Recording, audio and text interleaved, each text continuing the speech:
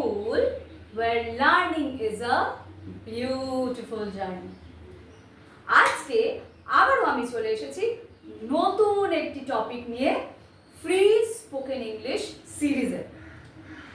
আমরা free spoken English সিরিজে already 8খানা episode পার করে ফেলেছি। আজকে এই এপিসোডে আমরা কি শিখব সেইটা জানতে হলে চোখ রাখতে হবে পুরো ভিডিওটার প্রথম থেকে শেষ অবধি।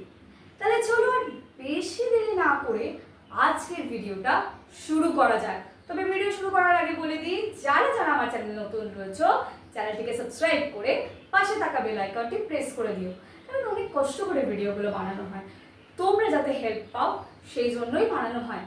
আর তোমরা যদি উপকৃত হও তাহলে চ্যানেলটিকে সাবস্ক্রাইব করলে আমি কিন্তু মোটিভেশন পাবো আরও নতুন নতুন ভিডিও বানানোর জন্য। তাহলে চলো আর বেশি দেরি না করে লেটস গেট স্টার্ট। তাহলে চলো আর বেশি দেরি না করে আজকের ক্লাসটি শুরু করা যাক।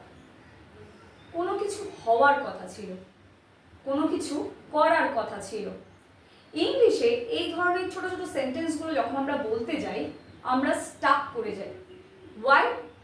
Because we don't know what to use and how to use them in a sentence. কীভাবে বলবো, কোথায় কোনটা ব্যবহার করে বলবো আমরা জানি না, তাই জন্য উই গেট স্টাক, রাইট? সেইটার থেকে যাতে আমরা বেরিয়ে আসতে পারি, সেই সিচুয়েশনটা যাতে আমাদের ফেস করতে না হয়, সেই জন্য আজকে আমরা ছোট্ট একটা স্ট্রাকচার শিখে নেব, যেটার সাহায্যে খুব সহজেই আমরা এই ধরনের সেন্টেন্সগুলো ইংলিশে বানাতে পারবো। ঠিক আছে, চলো দেখে নেওয়া যাক। দেখ, এই ধরনের সেন্টেন্স বানাতে গেলে we have to use supposed to.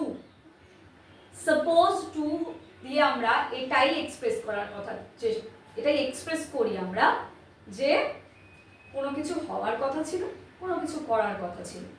ঠিক আছে, চলো এইবার একটু স্ট্রাকচারটা তোমাদেরকে বুঝিয়ে দিই।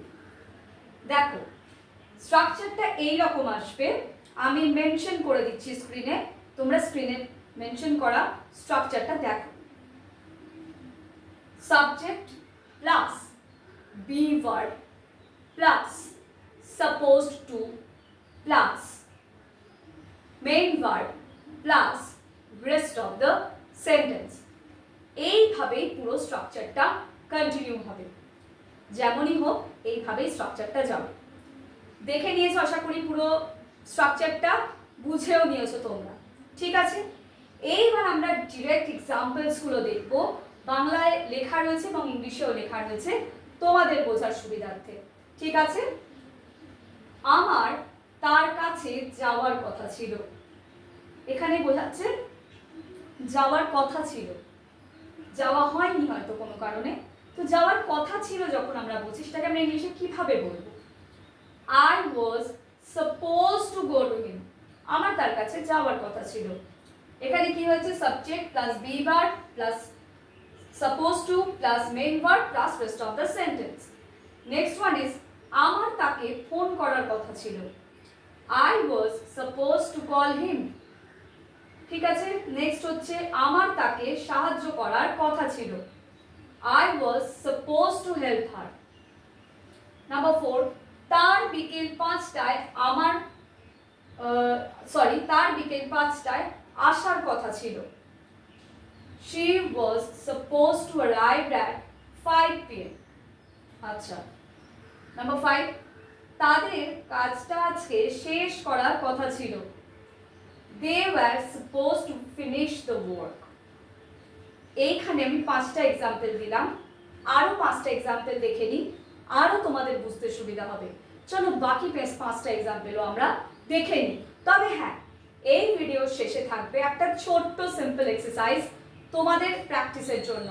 এইগুলো যেমন প্র্যাকটিস করবে তার পাশাপাশি এক্সারসাইজটাও প্র্যাকটিস করো, তাতে তোমাদেরও বুঝতে সুবিধা হবে। আর হ্যাঁ, অবশ্যই তোমরা কিন্তু এই সাপোজ টু দিয়ে সেন্টেন্স স্ট্রাকচার করো, আর নিচে কমেন্ট সেকশনে আমাকে অ্যাটলিস্ট প্রত্যেকে 5টা করে সেন্টেন্স এক্সাম্পল লিখে দিও, তাহলে আমি বুঝবো যে হ্যাঁ তোমরা আমার ভিডিও দেখে উপকৃত হচ্ছ। তাহলে চলো এইবার বাদ বাকি সেন্টেন্সেসগুলো দেখে নেওয়া যাক। তবে একটাই কথা বলছি আবারও, এই সেন্টেন্সেসগুলোর পরে কিন্তু একটা ছোট্ট এক্সারসাইজ তোমাদের জন্য প্রোভাইড করে দিয়েছি, সেইটা কিন্তু অবশ্যই তোমরা প্র্যাকটিস করতে ভুলো না, ঠিক আছে? চলো আবার দেখে নিই এক্সাম্পলসগুলো। Number 6, you were supposed to be here, তোমার এখানে থাকার কথা ছিল। 7, I was supposed to bring the documents, আমার নথিগুলি আনার কথা ছিল। Number 8, she was supposed to tell me the truth, তার আমাকে সত্যিটা বলার কথা ছিল। Number 9, we were supposed to travel together, আমাদের একসাথে ভ্রমণে যাওয়ার কথা ছিল।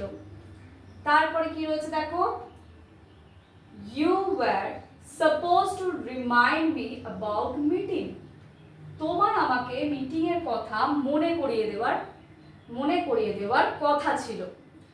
তাহলে এই 10টা এক্সাম্পল দিয়ে তোমরা খুব সহজে বুঝে গেলে কোনো কিছু হওয়ার কথা ছিল, সেটা হতে পারে সেটা হয়নি, সেই ক্ষেত্রে কিন্তু আমরা এইভাবে সাপোজ টু দিয়ে ব্যাপারটাকে এক্সপ্রেস করতে পারবো, ঠিক আছে? কোনো কিছু হওয়ার কথা ছিল কিন্তু হয়নি, সেটাই খানিকটা প্রকাশ করে, সেইটার ক্ষেত্রে আমরা এরকম সাপোজ টু দিয়ে এক্সপ্রেস করে থাকবো, ঠিক আছে? এইবার তোমাদের কাজ একটাই, এইগুলো প্র্যাকটিস করা, অ্যাজ ওয়েল অ্যাজ এক্সাম্পলস ছাড়াও এক্সারসাইজ যেটা দেবো, খুব ছোট্ট একটা এক্সারসাইজ থাকবে, সেটাকেও প্র্যাকটিস করা।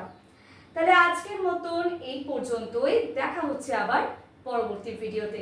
ততক্ষণের জন্য ফ্রি স্পোকেন ইংলিশ ক্লাসের বাদবাকি ভিডিওগুলো দেখতে ভুলো না এবং রেগুলার ইংলিশ প্র্যাকটিস করতে থাকো।